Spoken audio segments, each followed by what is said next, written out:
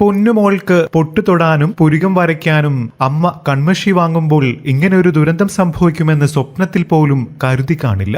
മുതലമട പാപ്പൻചള്ളയിൽ അജീഷ് ദീപിക ദമ്പതികളുടെ മകൾ തൃഷികയാണ് മരിച്ചത്. ബുധനാഴ്ച വൈകിട്ടോടെയാണ് സംഭവം. 1 വയസ്സായിരുന്നു.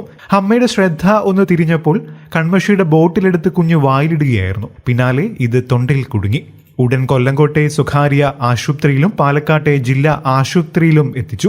ജില്ലാ ആശുപത്രിയിൽ വെച്ച് ബോട്ടിൽ പുറത്തെടുത്തുവെങ്കിലും കുഞ്ഞിന്റെ ഹൃദയമിടിപ്പ് കുറഞ്ഞതിനെ തുടർന്ന് തൃശൂർ മെഡിക്കൽ കോളേജ് ആശുപത്രിയിലേക്ക് മാറ്റി. ഇവിടെ തീവ്രപരിചരണ വിഭാഗത്തിൽ ചികിത്സയിലിരിക്കെ ഇന്നലെ ഉച്ചയോടെയാണ് മരണം സംഭവിച്ചത്.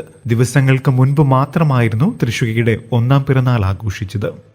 കൂടുതൽ വാർത്തകൾക്കും വിശേഷങ്ങൾക്കുമായി ഈ ചാനൽ സബ്സ്ക്രൈബ് ചെയ്യാൻ മറക്കല്ലേ. നന്ദി.